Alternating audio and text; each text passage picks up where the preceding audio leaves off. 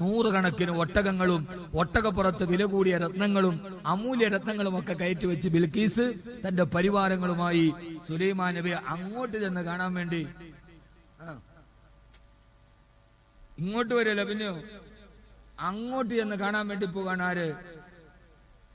ബിൽക്കീസ് രാജ്ഞി.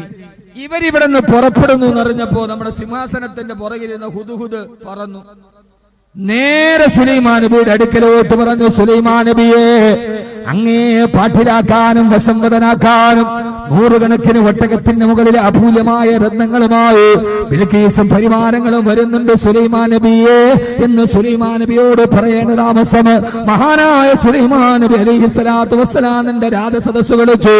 സുലൈമാൻ നബിയുടെ കൊട്ടാരത്തിൽ ജിന്നുകളുണ്ട്, മനുഷ്യന്മാരുണ്ട്. അവിടെ തിരുകൂടിയിരിക്കുന്ന ആയിരക്കണക്കിന് മനുഷ്യന്മാരെ ജിന്നുകളുമുള്ള സദസ്സിൽ മഹാനായ സുലൈമാൻ നബി വിളിച്ചു ചോദിച്ചു അത്രേ, ബിൽക്കീസ് അവിടെ നിന്ന് പുറപ്പെട്ടിട്ട് എന്റെ മുമ്പിലെത്തുന്നതിന് മുമ്പ് അയ്യക്കും അവളിരിക്കുന്ന സുന്ദരമായ സിംഹാസനം ആരാണ് എന്നെ മുമ്പിൽ കൊണ്ടുവെത്തിക്കാനുള്ളത്? ബിൽക്കീസ് പുറപ്പെട്ടിട്ട് എന്റെ മുമ്പിലെത്തുന്നതിന് മുമ്പ് അവളിരിക്കുന്ന ഈ ഹുദ്ഹുദ് പറഞ്ഞ സുന്ദരമായ സിംഹാസനമില്ലേ, അതാരാണ് എന്നെ മുമ്പിൽ കൊണ്ടുവന്നു തരിക എന്ന് തന്നെ മുമ്പിൽ നിരന്നിരിക്കുന്ന മനുഷ്യരും ജിന്നുകളുമുള്ള സദസ്സിനോട് ചോദിച്ചപ്പോ ആ സദസ്സിൽ നിന്നൊരു ജിന്നെഴുന്നേറ്റ് നിന്നു. ആ ജിന്നെഴുന്നേറ്റ് നിന്ന് പറഞ്ഞു, നബിയേ, ഖുർആൻ പറയാ, ഖാല ഇഫ്രീതും മിനൽ ജിന്നി അനാ ആതീക ബിഹി ഖബല അൻ തഖൂമ മിൻ മഖാമിക് വ ഇന്നി അലൈഹി ലകബീയുൻ അമീൻ.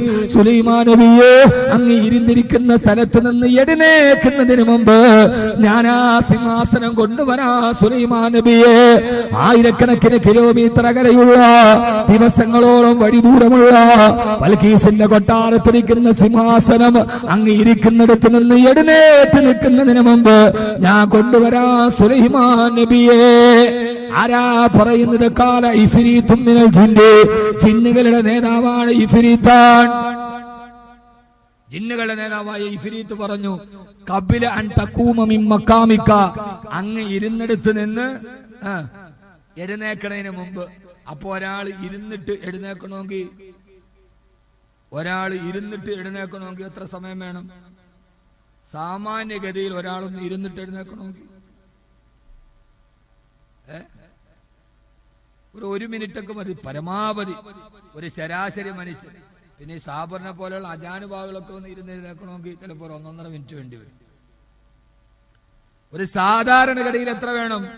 1/2 മിനിറ്റ് ഏറിയാല് ഒരു മിനിറ്റ് കൊണ്ട് മാസങ്ങൾ അകലെയുള്ള ആയിരക്കണക്കിന് കിലോമീറ്റർ അകലെയുള്ള സിംഹാസനം ഞാൻ കൊണ്ടുവന്ന് തരാമെന്ന് പറഞ്ഞു. കാല ഇഫ്രീത്തും മിനൽ ജിന്നി, ജിന്നുകളുടെ നേതാവായ ഇഫ്രീത്ത്.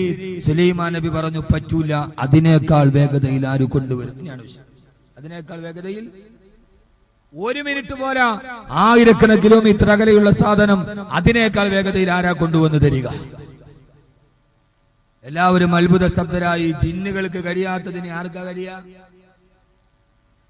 ആ സമയത്ത് സദസ്സ് മുഴുവനും അത്ഭുതപരതന്ത്രായി നോക്കി നിൽക്കുമ്പോഴാണ് സദസ്സിന്റെ നടുവിൽ നിന്നൊരാൾ എഴുന്നേൽക്കുന്നത്. ഖാലല്ലദീ ഇൻദഹു ഇൽമുൻ മിനൽ കിതാബി അനാ ആതീക ബിഹി ഖബല അൻ യർതദ്ദ ഇലൈക തർഫുക.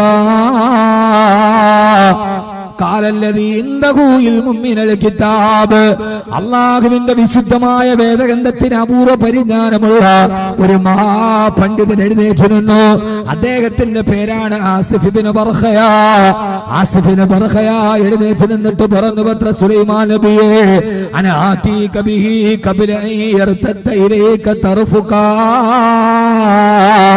അങ്ങൊന്ന് കണ്ണടച്ച് ചിമ്മി തുറക്കുന്നതിന് മുമ്പ് ആ ബിൽക്കീസ് രാജ്ഞിയുടെ സിംഹാസനം ഞാൻ കൊണ്ടുവരാൻ നബിയെ. ആളുകൾ അത്ഭുതത്തോട് നിന്നപ്പോ ആരാണ് ഇത്ര പെട്ടെന്ന് കൊണ്ടുവരുന്നത്? മഹാനായ ആസിഫ് ഇബ്നു ബർഖയ ആ സദസ്സിൽ എഴുന്നേറ്റ് നിന്നു. അല്ലാഹുവിലേക്ക് സർവ്വതും അർപ്പിച്ചിട്ട് ഒരൊറ്റ ദുആയാണ്, യാ ഹയ്യു യാ ഖയ്യൂം, യാ ഹയ്യു യാ ഖയ്യൂം, യാ ഹയ്യു യാ ഖയ്യൂം, ഈ ദിക്ർ അസ്മാഉൽ ഹുസ്നയിൽ പെട്ടതാണെന്ന് പണ്ഡിതന്മാരെ രേഖപ്പെടുത്തിയിട്ടുണ്ട്. ആ ദിക്ർ പറയേണ്ട താമസം ആയിരക്കണക്കിന് കിലോമീറ്റർ അകലെയുള്ള ബൽക്കീസിന്റെ സിംഹാസനം സുലൈമാൻ നബിയുടെ കൊട്ടാരത്തിന് മുമ്പിൽ പറന്നു വന്നിരുന്നു. അള്ളാഹുവിന്റെ വിശുദ്ധ ഖുർആൻ. എന്റെ പ്രിയപ്പെട്ട സഹോദരങ്ങളെ, ഇത് അള്ളാഹു സുബ്ഹാനഹു വ തആല പഠിപ്പിച്ചു കൊടുത്ത മുഅ്ജിസത്താ. ഇവിടെ ആസിബിന് ബർഖയ പറഞ്ഞതല്ല, ഞാൻ ആ സിംഹാസനം കൊണ്ടുവരാം. അനാതീക ബിഹി ഖബല യർതദ്ദ ഇലൈക തർഫുക. അങ്ങയുടെ കണ്ണടച്ച് ചിമ്മി തുറക്കുന്നതിന് മുമ്പ് ആസിബിന് ഇവിടെ എന്നെ നോക്ക്. അദ്ദേഹം പറഞ്ഞ കണ്ണടച്ച് ചിമ്മി തുറക്കുന്നതിന് മുമ്പ് അങ്ങ് കണ്ണടച്ച് തുറക്കുന്നതിന് ഒന്നുമായിരിക്കും നിങ്ങൾ ഉറങ്ങുക. കണ്ണടച്ച് ചിമ്മി തുറക്കുന്നതിന് മുമ്പ്. ഖുർആൻ പ്രസംഗം എങ്ങനെയാണ്? വാള് പറഞ്ഞാൽ പിന്നെ എന്തേലും പറഞ്ഞ് അങ്ങോട്ട് പോയാൽ മതി. ഈ ഖുർആൻ എന്താന്ന് പരിചയപ്പെടണ്ടേ? ഒരാൾക്ക് കണ്ണടയ്ക്കണമെങ്കിൽ, കണ്ണടച്ച് തുറക്കണമെങ്കിൽ എത്ര സമയം വേണം? കണ്ണടച്ച് തുറക്കണമെങ്കിൽ 1 സെക്കൻഡ് അല്ലേ? കണ്ണടച്ചു തുറന്നു 1 സെക്കൻഡ്, അങ്ങനെയല്ലേ? കണ്ണടച്ച് തുറക്കണമെങ്കിൽ 1 സെക്കൻഡ് മതിയില്ലോ. ഇവിടെ ഖുർആൻ പറഞ്ഞത് എന്താ? ഖബില യർതദ്ദ ഇലൈക തർഫുക. കണ്ണടച്ച് ചിമ്മി തുറക്കുന്നതിന് മുമ്പ്. അപ്പൊ 1 സെക്കൻഡിന് വേണ്ട, 1 സെക്കൻഡ് വേണ്ട. എത്ര സെക്കൻഡ് മതി? അര സെക്കൻഡ് മതി. മനസ്സിലാകാനുണ്ടെന്ന് ഞാൻ പറയണത്. ഖബില യർതദ്ദ ഇലൈക തർഫുക. കണ്ണടച്ച് ചിമ്മി തുറക്കുന്നതിന് മുമ്പ്.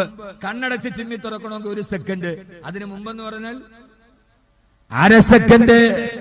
സെക്കൻഡിനെ വിഭജിക്കാമെന്ന് ശാസ്ത്രം കണ്ടുപിടിക്കുന്നത് 19-ാം നൂറ്റാണ്ടിലാണ്. പക്ഷേ സെക്കൻഡിനെ വിഭജിക്കാമെന്ന് മഹാനായ സുലൈമാൻ നബിയുടെ സദസ്സിലൊരാൾ പറയുന്നത് BC 1050-ലാണ്. സെക്കൻഡിനെ വിഭജിക്കാമെന്ന് ശാസ്ത്രം കണ്ടുപിടിക്കുന്നത് 19-ാം നൂറ്റാണ്ടിന്റെ അവസാനത്തിലാ. BC 1050 സുലൈമാൻ നബിയുടെ കൊട്ടാരത്തിൽ എഴുന്നേറ്റ് നിന്നിട്ട് ഒരു മുയ്ലിയാര് പറയാ സെക്കൻഡിനെ വിഭജിക്കാമെന്ന്. ഇത് 1400 വർഷങ്ങൾക്ക് മുമ്പ് ഒരു സർവകലാശാലയുടെ ബിരുദം നേടിയിട്ടില്ലാത്ത, ഒരു പള്ളിക്കൂടത്തിന്റെ പടിവാതിൽ കണ്ടിട്ടില്ലാത്ത ആമിനയുടെ മുത്തുമോ നബി മുഹമ്മദ് മുസ്തഫ സെക്കൻഡിനെ വിഭജിക്കാമെന്ന് പറഞ്ഞതാരാ? അള്ളാഹുവിന്റെ വിശുദ്ധ ഖുർആൻ. എന്തേ ശാസ്ത്ര വിദ്യാർത്ഥികളെ ഇത് നിങ്ങളുടെ റെഫറൻസ് ഗ്രന്ഥമാകുന്നില്ല? എന്തുകൊണ്ട് നിങ്ങൾ ചിന്തിക്കുന്നില്ല?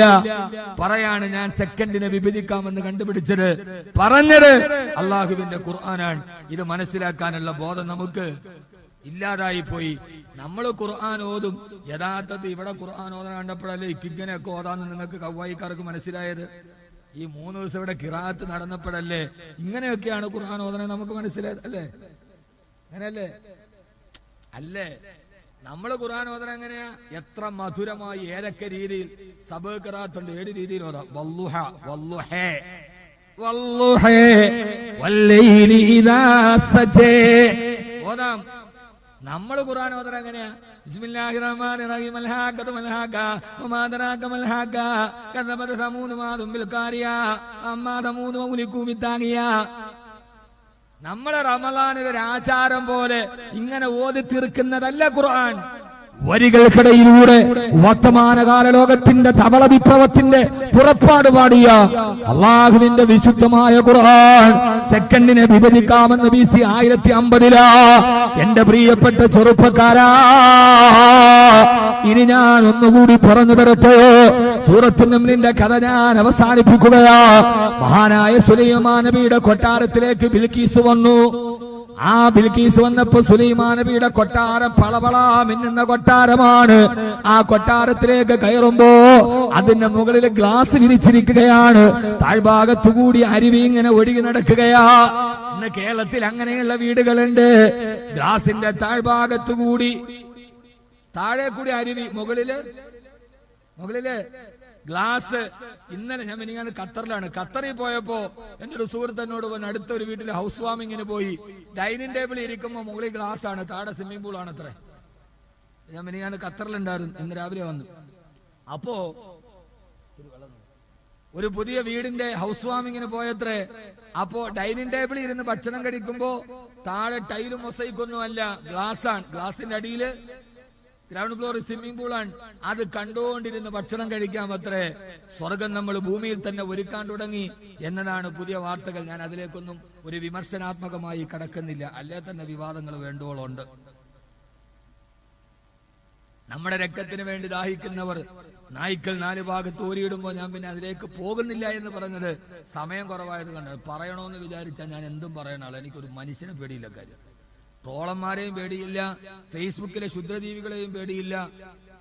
ദീനിന്റെ കാര്യം പറയുന്ന കാര്യത്തിൽ ലോകത്തൊരു ഇൻസാനെ എനിക്ക് പേടിയില്ല. അത് ഞാൻ ഇനിയും പറയും ചെയ്യും, ഇനിയും പറയും. മഴയല്ല, കാറ്റല്ല, ഏത് അള്ള ഇല്ല എന്ന് പറയണതിന് മഴയേറ് കാറ്റ്. അള്ള ഉണ്ടെന്ന് പറയണോനല്ലേ അത് പറഞ്ഞിട്ട് കാര്യമുള്ളൂ. പിന്നെ എല്ലാത്തിനും മറുപടി പറയാത്ത എന്താണെന്നറിയാവോ? ചിലപ്പോൾ നമ്മൾ പച്ച പൊട്ടന്മാരാവണം, എന്നാലേ നമുക്ക് മുകളിലെത്താൻ പറ്റും. എല്ലാത്തിനും മറുപടി പറഞ്ഞാൽ നമ്മൾ ജയിക്കില്ല. ചിലതിന് നമ്മൾ പൊട്ടന്മാരാവണം, പച്ച പൊട്ടനാവണം. ഞാനത് കേട്ടിട്ടില്ല. അവലക്കത് അമുറു അലല്ല അത് എന്നെ അല്ല പറഞ്ഞെന്ന് കരുതിയിട്ട് നടന്നു പോയാലേ ചിലപ്പോൾ നമുക്ക് മേപ്പോട്ടെത്താൻ പറ്റും. ഒരു കൊമ്പുമില്ലാത്ത മരത്തിന്റെ മുകളിൽ കയറുന്നവർക്ക് സ്വർണ്ണ കിരീടം കൊടുക്കാന്ന് പറഞ്ഞു മൃഗരാജാവായ സിംഹം. അങ്ങനെ പുള്ളിപ്പുലിയും അണ്ണാനും ഉടുമ്പും ഒക്കെ പാഞ്ഞു കയറിയിട്ട് കയറാൻ പറ്റില്ല, പരാജയപ്പെട്ട് താഴെ വീണു. അപ്പൊ ഒരു കൊച്ചു തവള അത് കയറാൻ വേണ്ടി ശ്രമിച്ചപ്പോ ചുറ്റുവട്ടത്ത് നിന്നവരൊക്കെ കൂക്കി വിളിച്ച് പരിഹസിച്ചു. പുള്ളിപ്പുലിക്കും അണ്ണാനും ഉടുമ്പിനും കഴിയാത്തത് ഇനിയിപ്പോ കൊച്ചു പച്ചത്തവളയ്ക്കാൻ പറ്റിയ തവള അതിലോട്ട് കയറാൻ പോയപ്പോ നാനാഭാഗത്തു നിന്നും മറ്റു മൃഗങ്ങളൊക്കെ കൂക്കി വിളിച്ച് പരിഹസിച്ചു. ഭയങ്കര കൂക്കുവിളി. തവള ഇതൊന്നും ശ്രദ്ധിച്ചിട്ടില്ല. തവള നേരെ മരത്തിന്റെ മുകളിൽ കയറി കിരീടം മേടിച്ചു. തവള അത് ശ്രദ്ധിച്ചേയില്ല. ഈ സമ്മാനം കൊടുക്കാൻ നേരത്തെ രാജാവ് തവളയോട് ചോദിച്ചു, തവളെ, ചുറ്റുഭാഗത്ത് നിന്ന് ഇത്രയും ആളുകൾ കൂക്കി വിളിച്ചിട്ടും പരിഹസിച്ചിട്ടും നീ അതൊന്നും ശ്രദ്ധിക്കാതെ എങ്ങനെ മരത്തിന്റെ മുകളിൽ കയറിയെന്ന് ഇത് ചോദിച്ചപ്പോഴും തവള ഒന്നും മിണ്ടിയില്ല.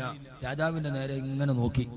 അപ്പൊ അപ്പുറത്ത് നിന്നിട്ട് തവളയുടെ അമ്മ വിളിച്ചു പറഞ്ഞു അത്രേ, രാജാവേ, അവനോടൊന്നും ചോദിക്കണ്ട, അവൻ പൊട്ടന, അവനൊന്നും കേൾക്കൂല.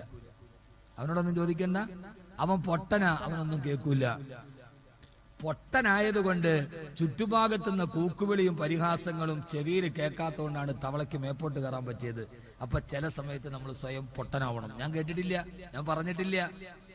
അപ്പൊ പിന്നെ നമ്മൾ മേപ്പോട്ട് പോകും. കൂക്കി വിളിച്ചവൻ കീപ്പോട്ടും വരും.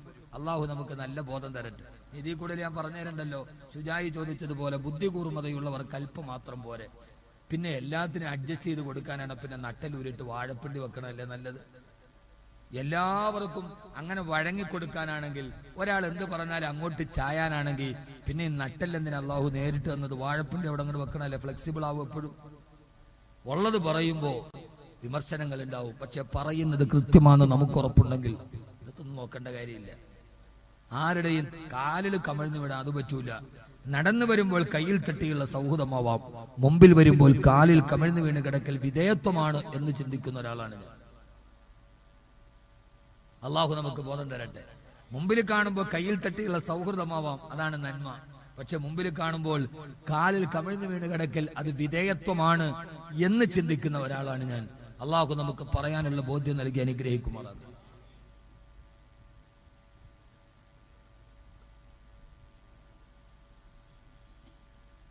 ആദരവായ പ്രവാചകൻ നബി മുഹമ്മദ് മുസ്തഫ, ആദരവായ പ്രവാചകൻ നബി മുഹമ്മദ് മുസ്തഫ സല്ലല്ലാഹു അലൈഹി വസല്ലമ.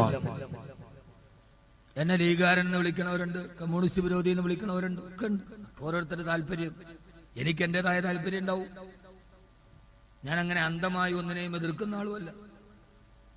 കേരളത്തിന്റെ മുഖ്യമന്ത്രി പിണറായി വിജയനെ ഭോപ്പാല് തടഞ്ഞപ്പോ നബിദിന സമ്മേളനത്തിൽ ഞാൻ പ്രസംഗിച്ചത് ശരിയായില്ല. ഇത് കേരളത്തിന്റെ മുഖ്യമന്ത്രിയാണ്. അവിടെ നിന്ന് വന്ന നിങ്ങൾക്ക് കോഴിക്കോട് കടപ്പുറത്ത് ദേശീയ സമ്മേളനം നടത്താൻ അംഗരക്ഷകരെയും ആളും മത്തവും നടത്തിയ കേരളത്തിന്റെ മനസ്സ്, ആ കേരളത്തിന്റെ ഭരണാധികാരി ജനങ്ങൾ തെരഞ്ഞെടുത്ത ഭരണാധികാരിയാണ്. ആ ഭരണാധികാരിയോട് പ്രതിപക്ഷ ബഹുമാനവും ആതിഥേയ മര്യാദയും കാണിക്കാതെ പോയത് നിങ്ങളുടെ മനസ്സിന്റെ കുടിസുകൊണ്ടാണ് എന്ന് കൃത്യമായി പ്രസംഗിച്ച ആളാണ് ഞാൻ. അതിനകത്ത് നമുക്ക് കേരളത്തിന്റെ മുഖ്യമന്ത്രിയല്ലേ, കൃത്യമായി ചില കാര്യങ്ങൾ പറയുന്നില്ല. എന്താ നമുക്ക് തടസ്സമുള്ളത്? അള്ളാഹു നമുക്ക് ഖുർആന്റെ വിശാലത നൽകി അനുഗ്രഹിക്കട്ടെ. നമ്മൾ കുടുസാകരുത്. ഖുർആൻ നൽകിയ പാഠമേതാ? അഫമൻ ശറഹല്ലാഹു സദറഹു ലിൽ ഇസ്ലാം. ഇസ്ലാമിന് വേണ്ടി നിന്റെ ഹൃദയം വിശാലമാവാത്തതെന്താ? ഖുർആനാണ് ചോദിച്ചത്. മൂസാ നബി അലൈഹി സ്വലാത്തു വസ്സലാമിന്റെ ദുആ റബ്ബി ശറഹ് ലി സദരി, അള്ളാഹു എന്റെ ഹൃദയത്തെ വിശാലമാക്കണേ എന്നാണ്. അള്ളാഹുവിന്റെ റസൂലിനോട് ഖുർആൻ ചോദിച്ചത് അലം നശ്റഹ് ലക സദറക്, നിങ്ങളുടെ ഹൃദയത്തെ ഞാൻ വിശാലമാക്കി തന്നില്ലേ എന്നാണ്. അതുകൊണ്ട് മനുഷ്യൻ ആദ്യം ഹൃദയം നന്നാവണം. ഇതൊക്കെ ഖുർആന്റെ പ്രമേയങ്ങളാണ്. ഖുർആൻ പറഞ്ഞ ഹൃദയം വിശാലമാവാത്തതെന്താ? അള്ളാഹു നമ്മളെ അനുഗ്രഹിക്കട്ടെ. ഇനി ഞാൻ നിങ്ങളോട് പറയട്ടെ, സീരിയലിന്റെ കഥ കേട്ടിട്ട് അതിന് മുമ്പിൽ കണ്ണീരൊപ്പിക്കുന്ന പച്ചപ്പൊട്ടി പെണ്ണുങ്ങളെ നിങ്ങളൊന്ന് കേട്ടോളി. മഹാഭാരതവും രാമായണവും ഒക്കെ സീരിയലായിട്ട് വരുമ്പോ അതിനകത്ത് പാശുപതായ അസ്ത്രമൊക്കെ അർജുൻ ഇങ്ങനെ കൊല്ലുകൊലിച്ച് വിടുമ്പോ കണ്ണും പിടിച്ചു നിൽക്കുന്ന ചില പെണ്ണുങ്ങളുണ്ട്. പടച്ചോനെ ഇപ്പൊ എന്താ ഈ മുഴുവത്തും കറാമത്തും? നിങ്ങൾ കേട്ടോളീൻ. ഞാൻ പറഞ്ഞു വന്നത് എന്താ ഞാൻ പറഞ്ഞു വന്നേ? അപ്പൊ കുഴപ്പമില്ല, 10 മിനിറ്റ് നിങ്ങളോട് പറയാം. ഉറക്കമില്ല, അതറിയാൻ വേണ്ടി ചോദിച്ചാൽ ഉറങ്ങാണല്ലോ എന്നറിയാൻ വേണ്ടി ഒരു ടെക്സ്റ്റ് നടത്തിയതാണ്. ബൽക്കീസ് ചെല്ലുമ്പോ സുലൈമാൻ നബിയുടെ കൊട്ടാരത്തിന്റെ മുമ്പിൽ ഗ്ലാസാണ്. താഴെ അരുവി ഇങ്ങനെ കൂലം കുത്തിയൊടുകയാണ്. മഹാനായ സുലൈമാൻ നബി ബൽക്കീസിനെ സ്വീകരിക്കാനിരിക്കുമ്പോ നൂറുകണക്കിന് ഒട്ടകത്തിന്റെ മുകളിൽ നവഗതിത രത്നങ്ങളുടെ കൊട്ടാരവുമായി ബൽക്കീസ് സുലൈമാൻ നബിയുടെ കൊട്ടാരത്തിലെത്തി. ആ സമയത്ത് ഖുർആൻ പറയാ, നിങ്ങളൊക്കെ മഹാഭാരതത്തിലെ കഥ കേട്ടിട്ടുണ്ടാവും. യുധിഷ്ഠിരന്റെ കൊട്ടാരത്തിലെത്തിയപ്പോ താഴെ ഒടുകുന്നത് അരുവിയാണെന്നറിയാട്, ഗ്ലാസ് ഉണ്ടെന്നറിയാട് വസ്ത്രം പൊക്കി നടന്നുപോയ ദുര്യോധനന്റെ കഥ മഹാഭാരതം പറയുന്നുണ്ട്. ഇതൊക്കെ കേട്ടിട്ട് അന്തം വിട്ട മുസ്ലിമേ, നിനക്കറിയുമോ ബിൽക്കീസ സ്ഫടികത്തിന്റെ മുകളിലെത്തിയപ്പോ ആ കാണുന്ന ഗ്ലാസിന്റെ താഴ്ഭാഗത്തൂടെ ഒഴുകുന്ന അരുവി കണ്ടപ്പോ അത് യഥാർത്ഥ അരുവിയാണെന്ന് ധരിച്ചു പോയ ബൽക്കീസ് രാജ്ഞി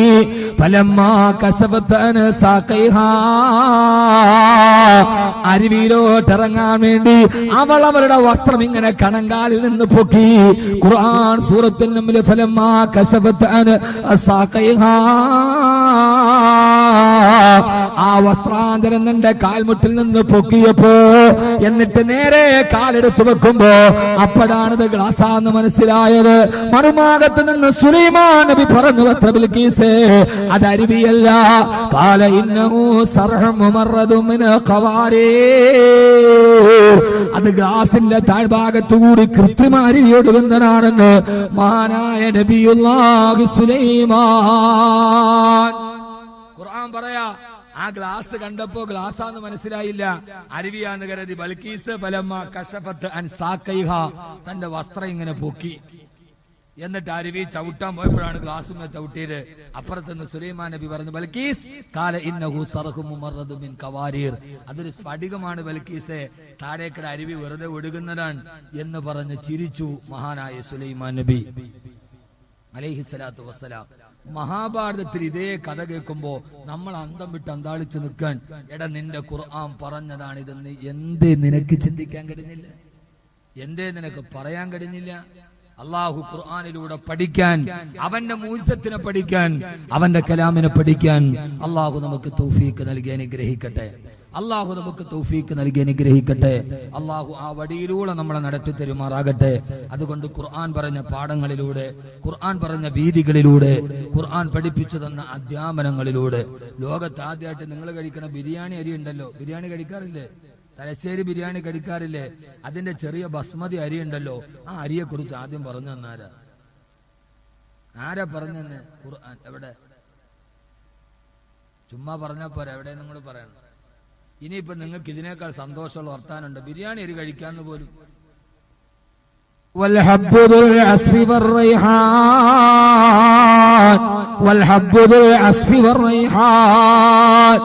നല്ല സുഗന്ധമുള്ള ധാന്യമണി നിങ്ങൾക്ക് ഞാൻ പ്രദാനം ചെയ്തില്ലയോ?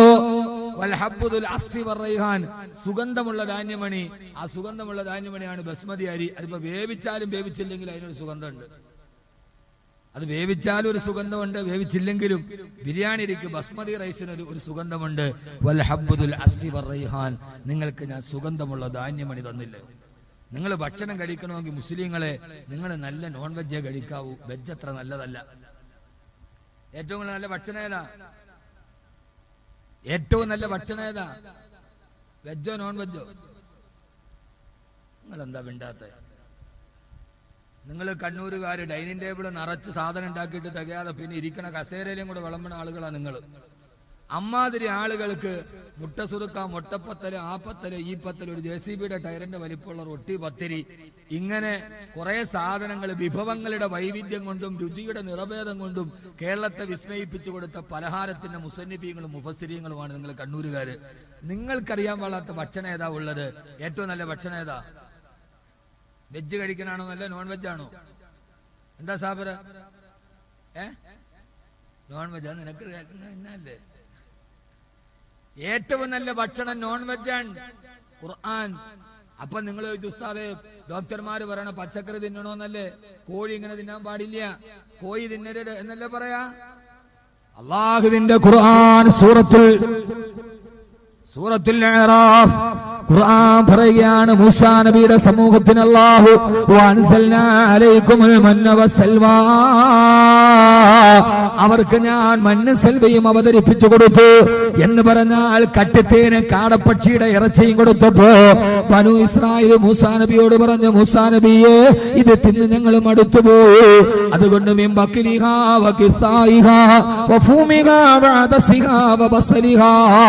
ഞങ്ങൾക്കിനി പയറും ചീരയും കടലയും ഉള്ളിയും മതി, ഞങ്ങൾക്ക് വെജിറ്റേറിയൻ മതി എന്ന് നോൺ വെച്ച് മടുത്തപ്പോ ബനു ഇസ്രായേൽ പറഞ്ഞപ്പോ അള്ളാഹു ചോദിച്ചു, അത്ര ഖുർആനിൽ കാണാം,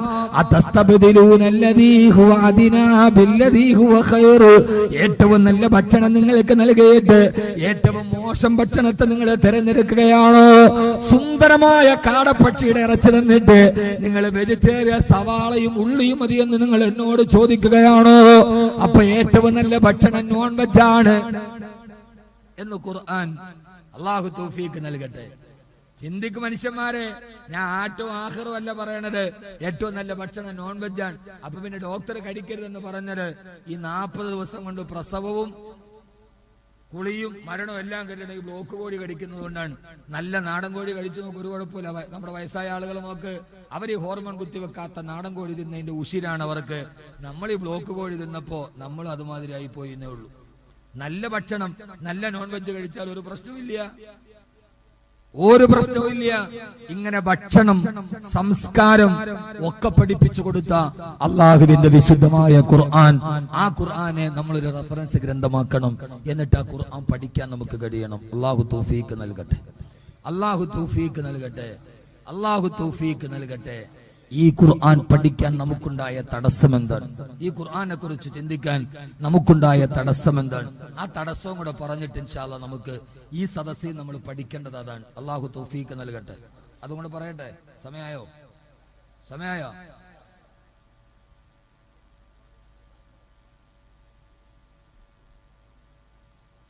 മധുരമേ ചാരി എന്നിട്ട് 1 മണിക്കൂറും കൂടെ പറയാം. ഞാൻ ഒരു ചാരും ഇല്ലാതെ ഇങ്ങനെ നിൽക്കുക നേരെ സ്റ്റഡി പടിയായിട്ട്. അള്ളാഹു നമ്മളെ സ്വീകരിക്കും. ഇവിടെ നോക്ക്, ഇവിടെ നോക്ക്. ഇനി ഈ 3 ദിവസം ഈ സംഘാടകർ നടത്തിയ ഭഗീരഥ പ്രയത്നം അൽഹംദുലില്ലാഹ് ഞാൻ അവരെ അഭിനന്ദിക്കുകയാണ്. ഒരു ഖുർആൻ വിരുന്നവർ നടത്തി 4 ദിവസം. മാഷാ അല്ലാഹ്. അള്ളാഹു ആഖിറത്തിലെ നല്ല ദിവസങ്ങളാക്കി തരട്ടെ. അവന്റെ കലാമിന് വേണ്ടിയുള്ള ഖിദ്മത്തിനെ അള്ളാഹു സ്വീകരിക്കട്ടെ. ഏതായാലും UAE മുസ്ലിം കൾച്ചറൽ സൊസൈറ്റി അല്ലെ, മുസ്ലിം യൂത്ത് സെന്റർ, അവർ ഇദം പ്രഥമമായി ഇങ്ങനെ ഒരു വേറിട്ട വഴിയിലൂടെ ചിന്തിച്ചത് വളരെയേറെ അഭിനന്ദനീയമാണ്. അൽഹംദുലില്ലാഹ് എന്റെ നേതൃത്വത്തിൽ ഒരു ഓൾ കേരള ഖുർആൻ മത്സരം നടക്കുന്നുണ്ട് ഈ വരുന്ന റമളാനോടനുബന്ധിച്ച്. ഓൾ കേരള ദുബൈയിൽ എൻ്റെ ഒരു സുഹൃത്തുണ്ട്, തമാം ഗ്രൂപ്പിന്റെ MD, അവരാണത് ഒറ്റയ്ക്ക് സ്പോൺസർ ചെയ്ത് നടത്തുന്നത്. ചില ഇപ്രാവശ്യം അഖില കേരള അടിസ്ഥാനത്തിൽ നടത്താൻ തീരുമാനിച്ചാണ്. ഗ്രാൻഡ് ഫിനാലെയൊക്കെ നടത്തുന്നത് തിരുവനന്തപുരം.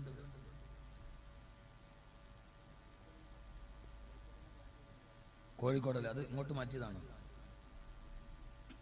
ആദ്യം കോഴിക്കോടാണ് പ്ലാൻ ചെയ്തത്, പിന്നെയാണ് കൗവായിലേക്ക് ആക്കിയത്. 2 പ്രാവശ്യവും ഞാനുമായിട്ട് ബന്ധപ്പെടുകയും ഉപദേശ നിർദ്ദേശങ്ങളൊക്കെ അവർ ചോദിക്കുകയും ചെയ്തത്. ഒരു സംഘാടകർ എന്ന രീതിയിൽ അവരുടെ ആ വിനയത്തെ ഞാൻ അപ്രിഷിയേറ്റ് ചെയ്യുന്നു.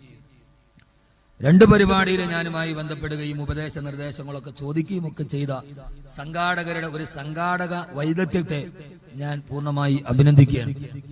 അള്ളാഹു നമുക്ക് ഇതൊക്കെ നടത്താൻ തൗഫീക്ക് നൽകട്ടെ. അള്ളാഹു ഇങ്ങനെ ചിന്തിക്കാൻ തൗഫീക്ക് നൽകട്ടെ. ഇനി ഖുർആനിന്റെ പ്രചാരകരായി നമ്മൾ മാറണം.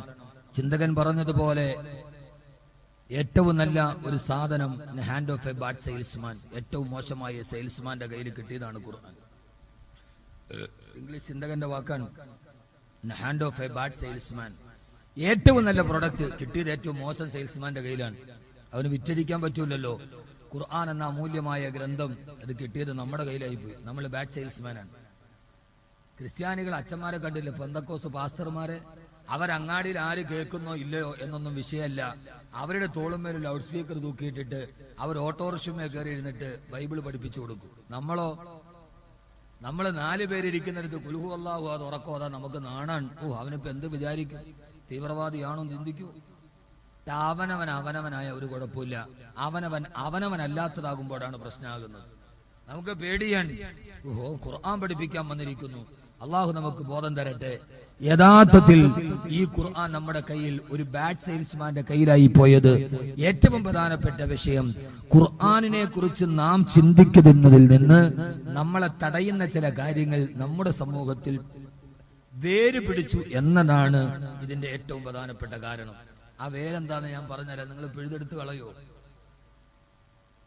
ഖുർആൻ ചിന്തിക്കുന്നതിൽ നിന്ന്, ഖുർആൻ പഠിക്കുന്നതിൽ നിന്ന് പെണ്ണുങ്ങൾ വാതാക്കയില്ലേ? എവിടെയാണ്? 2 ഭാഗത്തുണ്ട്. എന്നാ മുത്തക്കിങ്ങൾ കേക്കി, പ്രത്യേകിച്ച് കണ്ണൂരുകാരെ നിങ്ങൾ കേട്ടോളീൻ. ഖുർആനിനെ ചിന്തിക്കുന്നതിൽ നിന്ന്, ഖുർആൻ പഠിക്കുന്നതിൽ നിന്ന് നമ്മളെ തടയുന്ന ഒരു വേര്, ആ പാദച്ചൂടം നമ്മൾ വളർന്നിട്ടുണ്ട്. ആ വേര് ഞാൻ ചൂണ്ടിച്ചാൻ തരാം, പക്ഷെ കുടിച്ചെടുത്ത് നിങ്ങൾ പറിച്ചു കളയണം. കളയോ? ഞാൻ ചൂണ്ടിക്കാണിച്ചു തരാം, നിങ്ങളത് ചെയ്യുവോ? ഉറപ്പുള്ള ഒരു കൈവെക്കും. ആ വേര് നിങ്ങളുടെ വീട്ടിലുണ്ട്, നാട്ടിലുണ്ട്. അവനവന്റെ വീട്ടില്, പള്ളിക്കകത്തൊന്നല്ല, അവനവന്റെ വീട്ടിൽ അതുണ്ടെങ്കിൽ അത് വേരോടെ പിടിച്ചു കളയാൻ ഇൻഷാല്ലാ ചെയ്യുവോ? ചെയ്യുന്ന ഉറപ്പുള്ളൊരു കൈവെക്ക്. നോക്കട്ടെ, കൈയുള്ളവരൊക്കെ പോക്ക്. ഇല്ല, നടുക്കവിടെ കുറെ പൊക്കിയൊരു കൈ അങ്ങനെ തന്നെ വെക്ക്. ഇല്ല, കൈയില്ലാത്തവരെയാന്ന് നോക്കട്ടെ. ഇവിടെ ചില ആളുകൾക്ക് കൈയില്ല, പോട്ടെ, അത്രയും മതി. ഞാൻ ഈ പൊക്കിയ 1000 പേരിൽ ഒരു 10 പേരെ ഞാൻ മുഖവിലേക്ക് എടുക്കുന്നുള്ളൂ. 10 പേരെ ഞാൻ മുഖവിലേക്ക് എടുക്കുന്നുള്ളൂ. അല്ലാത്തതൊക്കെ ഞാൻ വലിയ അവറുകളാണ് എന്ന് പറയാനുള്ള ഒരു ശ്രമത്തിന്റെ ഇടയിലാണ്. ഖുർആൻ അഫലാ യതദബ്ബറൂനൽ ഖുർആൻ. ഇങ്ങോട്ട് അള്ളാഹുടെ ചോദ്യം കൃത്യമാണ്. അള്ളാഹു ചോദിക്കുകയാണ്, അഫലാ യതദബ്ബറൂനൽ ഖുർആൻ. ഞാൻ നിങ്ങൾക്ക് മാർഗദർശമായി വന്ന ഈ ഖുർആനിനെ എന്തേ നിങ്ങൾ ചിന്തിക്കുന്നില്ല? ആ ഖുർആനിനെ എന്തേ നിങ്ങൾ പഠിക്കുന്നില്ല? അമ്മലാ ഖുലൂബിൻ അക്ഫാലുഹാ. ഖുർആൻ പഠിക്കുന്നതിൽ നിന്ന് ആരാണ് നിങ്ങളുടെ ഹൃദയത്തിന് താഴിട്ട് പൂട്ടിയത്? ഖുർആനാണ് ചോദിക്കുന്നത്. എന്നെ പഠിക്കുന്നതിൽ നിന്ന് നിങ്ങളുടെ ഹൃദയത്തിന് താഴിട്ട് പൂട്ടിയതാരാ? അപ്പൊ നമ്മുടെ ഹൃദയത്തിൽ ആരോ ഖുർആൻ പഠിക്കുന്നതിൽ നിന്ന് താഴിട്ട് പൂട്ടിയിട്ടുണ്ട്. ആ താഴേറെന്നറിയോ? ആ പൂട്ട് വലിച്ചെറിയാൻ നമ്മൾ തയ്യാറാവണം. അഫബിൻഹാദൽ ഹദീസ് തഅജബൂ വതൽഹഖൂന വലാ തബ്കൂ വഅൻതും സാമിദൂൻ. അള്ളാഹു ചോദിക്കുന്നു സൂറത്തുൻ നജ്മാനിലെ, ഈ ഖുർആൻ കേട്ടിട്ട് നിങ്ങൾ അത്ഭുതപ്പെടാത്തതെന്താ? ഈ ഖുർആൻ കേട്ടിട്ട് നിങ്ങൾ കരയാത്തതെന്താ? ഖുർആൻ കേട്ടിട്ട് നിങ്ങൾക്ക് കരയാൻ കഴിയാത്തത് നിങ്ങളുടെ കാതുകളിലെ സംഗീതം പിടിമുറുക്കിയത് കൊണ്ടാണ്. ഇത് അഹമ്മദ് കബീറിന്റെ വാക്കല്ല, ഖുർആൻ സൂറത്തുൻ നജ്മിൽ പറയാ, നിങ്ങൾ സംഗീതത്തിന് അടിമകളായത് കൊണ്ടാണ്. സംഗീതം നിങ്ങളുടെ ഹൃദയത്തെ മികച്ചത് കൊണ്ടാണ്. നിങ്ങളുടെ ഹൃദയത്തിൽ നിന്ന് താഴിട്ട് പൂട്ടിയിടന്ന് അള്ളാന്റെ വിശുദ്ധ ഖുർആൻ.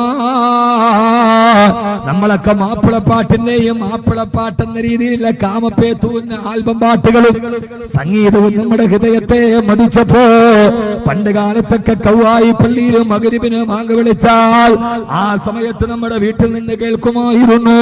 നമ്മുടെ ഭാര്യ മക്കളും ചൊല്ലുമായിരുന്നു യാസീൻ വൽ ഖുർആനിൽ ഹകീം. ആ ഒരു പഴയ പാരമ്പര്യത്തിന്റെ അവസ്ഥയിൽ നിന്ന് നമ്മുടെ ഖുർആൻ നമ്മുടെ വീടുകളിൽ നിന്ന് തടഞ്ഞത്. നിങ്ങൾ സംഗീതത്തിന് അടിമകളായത് കൊണ്ടാണെന്ന് വിശുദ്ധ ഖുർആൻ നമ്മൾ സംഗീതത്തിന്റെ അടിമകളായി. ഖുർആന്റെ സംഗീതം നമ്മൾ മറന്നു. എന്നാൽ ലോകത്തിലെ ഏറ്റവും വലിയ സംഗീതം ഖുർആൻ. ഏറ്റവും വലിയ സംഗീതം ഖുർആനാണ്. ഞാൻ അത് പറഞ്ഞ് നമുക്ക് ദുആ ചെയ്ത് പിരിയാം. ഖുർആന്റെ സംഗീതം പഠിച്ച ഒരാളുണ്ട്, നിങ്ങൾക്കറിയുമോ എന്ന് എനിക്കറിയില്ല. പണ്ടൊക്കെ മഗ്‌രിബിന്റെ സമയത്ത് കവ്വായി എന്നല്ലേ പേര്, ഇതിലെ നടന്നുപോയ സന്ധ്യക്ക് വീട്ടിൽ നിന്ന് കേൾക്കാം സൂറത്തുൽ വാഖിയ, സൂറത്ത് യാസീൻ. ഇപ്പൊ കേൾക്കാൻ പറ്റുമോ? സന്ധ്യാസമയത്ത് നിങ്ങളൊരു ഹൈന്ദവന്റെ വീടിന്റെ മുമ്പിൽ കൂടെ സന്ധ്യയാകുമ്പോ നമ്മുടെ പള്ളി ബാങ്ക് വിളിക്കുമ്പോ അവര് സന്ധ്യാദീപം കൊളുത്തി കുളിച്ചൊരുങ്ങി സന്ധ്യാദീപം കൊളുത്തി വീടിന്റെ മുമ്പിൽ കൊണ്ടുപോയി വിളക്ക് കത്തിച്ച് അവര് പ്രാർത്ഥന തുടങ്ങിയിട്ടുണ്ടാവും. ഇല്ലേ? ഇവിടെ ഹിന്ദുക്കളില്ലേ? സന്ധ്യക്ക് നിങ്ങളൊന്ന് പോയി നോക്ക്. മുത്തശ്ശിയും മുത്തശ്ശനും പേരമക്കളും കുളിച്ചൊരുങ്ങി നിലവിളക്ക് കൊളുത്തി. അവരുടെ ആധാരം ശരിയോ തെറ്റോ അവരുടെ വിചാരങ്ങൾ. അവര് കൊണ്ടുവന്ന് കൊളുത്തിയിട്ട് സന്ധ്യയാകും അവര് സന്ധ്യാപ്രാർത്ഥന നടത്തിയിട്ടുണ്ടാവും. അവരവിടെ ഉറക്ക പ്രാർത്ഥന, രാമ രാമ രാമ രാമ രാമ രാമ പാകിമ, രാമപാദം ചേരണേ മുകുന്ദ രാമ പാകിമ, രാവണാന്തക മുകുന്ദ രാമ രാമ പാകിമ, കട്ടിമുഷ്ടി നായക പുരുന്ദരാതി സേവിത, രാമ രാമ രാമ രാമ രാമ രാമ പാകിമ, കഷ്ടതകൾ നീക്കി നീ അനുഗ്രഹിക്ക സാദരാ, ജയ മുകുന്ദ രാമ പാകിമ. സന്ധ്യാപ്രാർത്ഥനയാണ്. എന്റെ കഷ്ടതകൾ നീക്കണം, എന്റെ പ്രയാസങ്ങൾ നീക്കണം. സന്ധ്യയാകുമ്പോ ഹിന്ദുക്കൾ പ്രാർത്ഥനയിലാണ് ദൈവത്തോട്. ആ സമയത്ത് നിങ്ങൾ ഒരു ക്രിസ്ത്യാനിയുടെ വീടിന് മുമ്പിൽ പോയി നോക്ക്. അവിടെ അച്ഛനും മക്കളും എല്ലാം കൂടെ മുട്ടുമേരുന്നിട്ട് അത്യുന്നതങ്ങളിൽ ദൈവത്തിന് സ്തുതി, ഭൂമിയിൽ സന്മനസ്സുള്ളവർക്ക് സമാധാനം, ജനത്തിന്റെയും മരണത്തിന്റെയും നാഥനും പിതാവും പുത്രനും പരിശുദ്ധാത്മാവുമായ സർവേശ്വര. ക്രിസ്ത്യാനി സന്ധ്യയായി, ഭക്തിയുടെ സമയമായി, അവൻ പ്രാർത്ഥനയിലായി. ആ സമയത്ത് ഒരു മുസ്ലിമിന്റെ വീടിന് മുമ്പിൽ കൂടെ പോയാലോ? ആ സമയത്ത് അവന്റെ വീട്ടിലെ ദറജപ്പൂമോളല്ലേ ലൈലാ നീ എന്റെ കൽബല്ലേ, മജ്നൂവായി ഞാൻ നിന്നെ ദുനിയാവാകെ തിരഞ്ഞില്ലേ. ഇത്താത്ത കാലുമേ കാലൊക്കെ കേട്ടി പഴയ ഫ്ലാഷ് ബാക്ക് ഒക്കെ കേട്ട് ഇങ്ങനെ ഇരിക്കുകയാണ്. ആ സമയത്തും സന്ധ്യാസമയത്ത് ഹിന്ദുവിന്റെ വീട്ടിൽ പ്രാർത്ഥനയുണ്ട്, ക്രിസ്ത്യാനിയുടെ വീട്ടിൽ മുട്ടുമ്മ പ്രാർത്ഥനയുണ്ട്. മുസ്ലിമേ, നിന്റെ വീട്ടിൽ അതില്ലാതെ പോയല്ലോ. എങ്ങനെയാണ് നീ സംഗീതത്തിന്റെ മാസ്മരികതയിൽ അടിമയായി പോയത്? അള്ളാഹുവിന്റെ ഖുർആനിനെ എന്തുകൊണ്ടാണ് നീ കൈയെടുത്ത് കളഞ്ഞത്? ഞാൻ നിന്നോട് ചോദിക്കട്ടെ ചെറുപ്പക്കാരാ, ഇതേവരെ ഖുർആൻ എന്നോട് പറയുമ്പോ ഞാൻ ചോദിക്കട്ടെ, കഴിഞ്ഞതിന്റെ മുമ്പിലത്തെ ആഴ്ചയിൽ പാകിസ്ഥാനിൽ നിന്ന് പറന്ന ഫ്ലൈറ്റ് തകർന്ന് 49 പേര് മരിച്ചുപോയി. ആ ഫ്ലൈറ്റ് അപകടത്തിൽ നിങ്ങൾ ആ വാർത്ത വായിച്ചിട്ടുണ്ടാവും. 49 46 വായിച്ചിട്ടുണ്ടോ വാർത്ത? നിങ്ങൾക്ക് എന്ത് തോന്നി? എന്ത് തോന്നി ആ വാർത്ത വായിച്ചിട്ട്? പാകിസ്ഥാനിൽ നിന്ന് പറന്നുയർന്ന വിമാനം അറ്റ്ലാന്റിക് മഹാസമുദ്രത്തിന്റെ മുകളിൽ പൊട്ടിത്തെറിച്ച് 46 പേര് മരിച്ചുപോയ വിമാന അപകടത്തെ നാം വായിക്കുമ്പോ അതിലെ ചെറുപ്പക്കാരെ, നിങ്ങൾ അറിയാത്ത മരിച്ചുപോയ ഒരാളുണ്ട്, ജുനൈദ് ജംഷീദ്. ആ ഫ്ലൈറ്റ് തകർന്ന് മരണപ്പെട്ടു പോയ 46 പേരിൽ ഒരുവനുണ്ടായിരുന്നു ജുനൈദ് ജംഷീദ്. നീണ്ട ദാടിയുള്ള, നല്ല സുന്ദരമായ ജുബ്ബ ധരിച്ച, സുന്ദരമായ തലപ്പാവ് ധരിച്ച ജുനൈദ് ജംഷീദ്. ആരാ ജുനൈദ് ജംഷീദ് എന്നറിയോ? ആ ജുനൈദ് ജംഷീദ് പാകിസ്ഥാനിലെ 1990-കളിൽ പാകിസ്ഥാനിനെ ഇളക്കി മറിച്ച പോപ്പ് സംഗീതത്തിന്റെ ഉടമയാണ് ജുനൈദ് ജംഷീദ്. നീല അരണ്ട വെളിച്ചത്തിൽ ബൾബുകൾ മിന്നിത്തിളങ്ങുമ്പോ ആ മിന്നിത്തിളങ്ങുന്ന അരണ്ട ബൾബുകളുടെ വെളിച്ചത്തിൽ സുന്ദരികളായ പെൺകുട്ടികളുടെ കൈപിടിച്ച് അമ്മാനമാടിയ, നൃത്തത്തിന്റെ താണ്ഡവമാടിയ 1990-കളിൽ പാകിസ്ഥാനിലെ യുവഹൃദയങ്ങളെ ഹരം കൊള്ളിച്ച ജുനൈദ് ജംഷീദ് പോപ്പ് സംഗീതത്തിന്റെ ആചാര്യനായി, 90-കളിലെ ആചാര്യനായി മാറിയ ജുനൈദ് ജംഷീദ്. അദ്ദേഹത്തിന്റെ മ്യൂസിക് ആൽബങ്ങൾ പ്രസിദ്ധമാണ്. ഇപ്പോൾ നെറ്റുകളിൽ സെർച്ച് ചെയ്താൽ അറിയാം. ആയിരക്കണക്കിന് 10,000-കണക്കിന് അനുയായികളെ സൃഷ്ടിച്ച, പോപ്പ് സംഗീതത്തിലൂടെ ഡോളറുകൾ സമ്പാദിച്ച ജുനൈദ് ജംഷീദാണ്. ആ മനുഷ്യന്റെ ജീവിതത്തിലേക്ക് ഒരു മനുഷ്യൻ കടന്നു വന്ന ഒരു ആത്മീയ ഗുരു. അദ്ദേഹത്തിന്റെ പ്രഭാഷണം അദ്ദേഹം അറിയാതെ കേൾക്കാനായി മൗലാന താരിഖ് ജമാലുമായി ബന്ധപ്പെട്ടപ്പോ അദ്ദേഹത്തിന്റെ മനസ്സിന് പരിവർത്തനമായി. ആ പരിവർത്തനത്തിന് കൂട്ടുകാരനായി പാകിസ്ഥാനിന്റെ എക്കാലത്തെയും വലിയ ക്രിക്കറ്റ് താരം, ഏറ്റവും വലിയ ക്രിക്കറ്റ് താരം, ഏകദിന ലോകകപ്പ് ക്രിക്കറ്റിന്റെ റെക്കോർഡിന്റെ ഉടമ മഹാനായ സയ്യിദ് അൻവറും അദ്ദേഹത്തിന്റെ കൂടെ കൂടി പോപ്പ് സംഗീതം വലിച്ചെറിഞ്ഞ് സയ്യിദ് അൻവറിന്റെ കൈപിടിച്ച് മൗലാന താരിഖ് ജമാലിന്റെ വാലിന്റെ സദസ്സിന് പോയിരുന്നു. ജുനൈദ് ജംഷീദിന്റെ ഹൃദയത്തിലേക്ക് 1990കളിൽ പാകിസ്ഥാനെ പിടിച്ചുമുടുക്കിയ സംഗീതത്തിന്റെ മാസ്മരികതയുടെ നാവിലേക്ക് അല്ലാഹുവിന്റെ ഖുർആന്റെ സംഗീതത്തിന്റെ തേന്മഴ നാവിൻ തുമ്പിലൊരു മധുരം പോലെ പെയ്തിറങ്ങിയപ്പോ സയ്യിദ് ജംഷീദ് പോപ്പി മ്യൂസിക്കിനോട് വിട പറഞ്ഞു. ഖുർആന്റെ സംഗീതത്തെ ഏറ്റുവാങ്ങി സയ്യിദ് അൻവറിന്റെ കൈ പിടിച്ചിട്ട് നേരെ പോയത് മദീനയുടെ നായകന്റെ മുമ്പിലേക്കാ. റൗള ശരീഫിന്റെ ചാരത്ത് നിന്ന് പോപ്പ് സംഗീതം കൊണ്ട് ലോകത്തെ കിടുകിടാ വിറപ്പിച്ച ജംഷീദ് ആ റൗളയുടെ മുമ്പിലിരുന്ന് തുറക്ക പാടിയ പാട്ടേടെന്നറിയോ? മൗനായ സല്ലീവ സല്ലിം ദായിമൻ അബദാ അലാ ഹബീബിക ഖൈറുൽ ഖൽഖി കുല്ലിഹിം മൗലായ സല്ലി വസല്ലിം ദായിമൻ അബദാ അലാ ഹബീബിക ഖൈറുൽ ഖൽഖി കുല്ലിഹിം.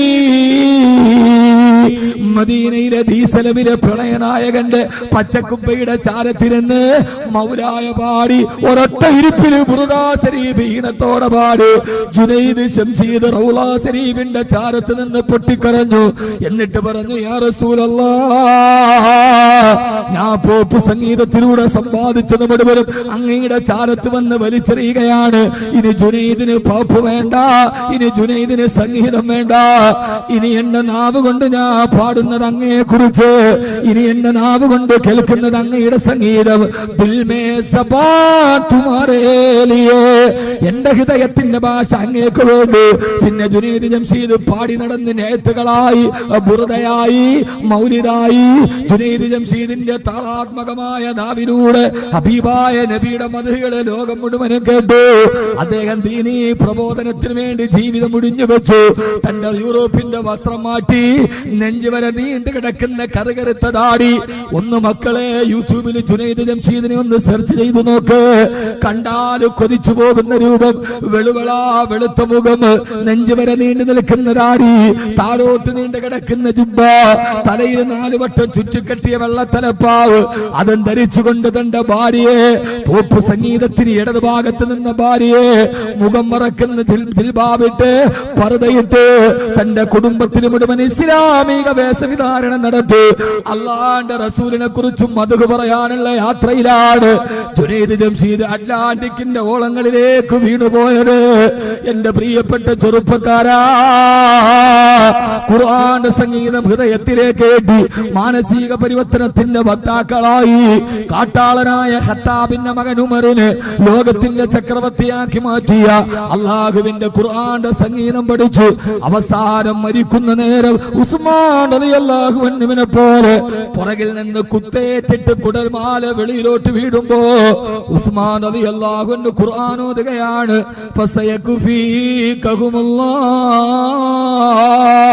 എനിക്കെന്റെ റബ്ബ് മതി. കാരണം ഖുർആൻ ക്രോഡീകരിച്ച സഹാബിയാണ്, ഖുർആനിനെ സ്നേഹിച്ച സഹാബിയാണ്. എന്റെ മുസ്ലിം യൂത്ത് കൾച്ചർ സെന്ററിന്റെ പ്രവർത്തകരോട് അല്ലാഹുവിന്റെ ഖുർആനിനെ സ്നേഹിക്ക്. ഉസ്മാൻ റളിയല്ലാഹു അൻഹുവിനെ പോലെ അവസാനം മരിക്കുന്ന നേരം ഖുർആൻ നെഞ്ചോട് ചേർത്തു. എനിക്കെന്റെ റബ്ബ് മതി. രക്തം തടം തല്ലിയാത്ത ഖുർആന്റെ മുകളിലേക്ക് വീണു. ആ രക്തം പുരണ്ട ഖുർആൻ എന്റെ നെഞ്ചോട് ചേർത്ത് മരിച്ചുപോയ മഹാനായ സയ്യിദിനാ ഉസ്മാൻ ഇബ്നു അഫ്ഫാൻ റളിയല്ലാഹു അൻഹുവിനെ പോലെ അല്ലാഹു നമ്മളെ ഒരു മുഹിബ്ബുൽ ഖുർആൻ ആക്കട്ടെ. അല്ലാഹു മുഹിബ്ബുൽ ഖുർആൻ ആക്കട്ടെ. ലോകത്തെ ഏറ്റവും നല്ല പ്രവർത്തനം ഖാദിമുൽ ഖുർആൻ. ലോകത്തിലെ ഏറ്റവും വലിയ ബഹുമതി ഏതാ? ഖാദിമുൽ ഖുർആൻ. ഖാദിമുൽ ഖുർആൻ, ഖാദിമുൽ ഖുർആൻ. അല്ലാഹു നമ്മളെ ഖുർആന്റെ ഖാദിമീങ്ങളാക്കട്ടെ. ഏറ്റവും നല്ല അവാർഡ് അർജുന അവാർഡല്ല, ഏറ്റവും നല്ല അവാർഡ് ഖാദിമുൽ ഖുർആൻ.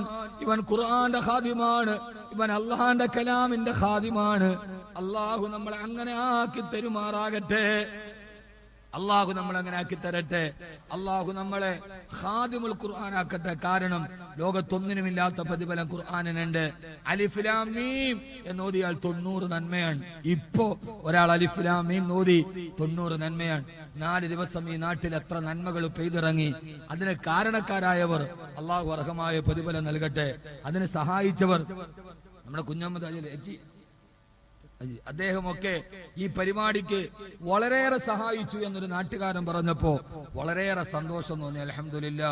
അള്ളാഹുവേ, നീ അദ്ദേഹത്തിനൊക്കെ അർഹമായ പ്രതിഫലം നൽകണേ തമ്പുരാൻ. ടി.പി. കുഞ്ഞുമദാജി അദ്ദേഹമൊക്കെ ഇതിനുവേണ്ടി ധാരാളം സഹായിച്ചു എന്ന് പറയുമ്പോ ജീവിതത്തിൽ ഏറ്റവും വലിയ സൗഭാഗ്യമാണത്. അള്ളാഹു നിലനിർത്തട്ടെ. ഈ സംഘാടകരുടെ ബക്കറ്റുമായി നിങ്ങളുടെ മുമ്പിൽ വരും. എല്ലാവരും കാര്യമായി ഇത് ഖുർആന്റെ സദസ്സാണ്. ഈ ഖുർആന്റെ സദസ്സിലേക്ക് അൽഹംദുലില്ലാ നിങ്ങളുടെ ഒരു നല്ല സദക്ക നമുക്ക് ദുആ ചെയ്ത് പിരിയാം. ഒരു മുഴുനീള സദസ്സ് രാത്രി ഇത്രയും നേരം ഇരുന്ന് തന്നെ 2 മണിക്കൂർ നമ്മുടെ പ്രഭാഷണം കഴിഞ്ഞു. ഞാൻ 1 മണിക്കൂർ വിചാരിച്ച 2 കഴിഞ്ഞു. അൽഹംദുലില്ലാ. ഇതിനെ അള്ളാഹു നിലനിർത്തി തരട്ടെ. സംഘാടകര് ബക്കറ്റുമായിട്ട് വരും.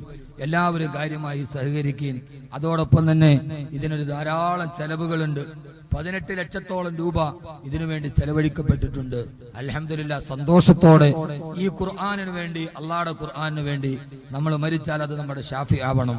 അല്ലാഹുമ്മ ജഅലിൽ ഖുർആന റബീഅ ഖുലൂബിനാ വനൂറ അബ്സാരിനാ വദഹാബ ഹുമൂമിനാ വജലാഅ ഹമ്മിനാ വലിയാഅ സുദൂരിനാ. മുത്തനബി എപ്പോഴും ദുആ ചെയ്യുമെന്ന്, അല്ലാഹുവേ ഖുർആൻ എന്റെ ഹൃദയത്തിന്റെ വസന്തമാകണം, എന്റെ വിഷമങ്ങൾ ഖുർആൻ കൊണ്ട് മാറണം എന്ന ആഗ്രഹത്തോടെ ഈ ഒരു സദസ്സില് 50,000 രൂപ 1 ലക്ഷം രൂപ ഇൻഷാ അല്ലാഹ് ഈ സദസ്സിന് വേണ്ടി വാഗ്ദാനം ചെയ്ത് ഖുർആന്റെ ഈ സ്ഥാപനത്തിന് വേണ്ടി, ഖുർആന്റെ ഈ സ്ഥാനത്തിന് വേണ്ടി, ഖുർആന്റെ ഈ മജ്ലിസിന് വേണ്ടി അല്ലാഹു സുബ്ഹാനഹു വ തആല സ്വീകരിക്കുമാറാകട്ടെ. ധാരാളം ആളുകൾ ഇതിനു വേണ്ടി അകമണിഞ്ഞ് സഹായിച്ചിട്ടുണ്ട്. ഈ സദസ്സിൽ നിന്ന് നിങ്ങളൊക്കെ സഹായിച്ചവരാണ്.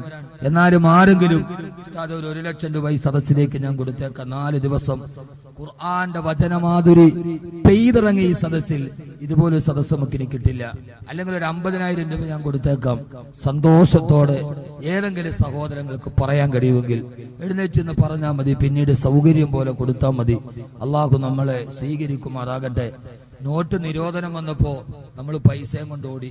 എന്നോട് ഹിഫ്ള് കോളേജിന്റെ ഒരു സെക്രട്ടറി പറഞ്ഞു, നോട്ട് നിരോധനത്തിന്റെ തലേദിവസം യോഗം വിളിച്ചിട്ട് പറഞ്ഞു, ഹിഫ്ള് കോളേജിൽ ഹാഫിദീങ്ങൾക്ക് പഠിക്കാൻ പൈസ ഇല്ല, ആരെങ്കിലും 1 ലക്ഷം രൂപ വെച്ചിടാൻ.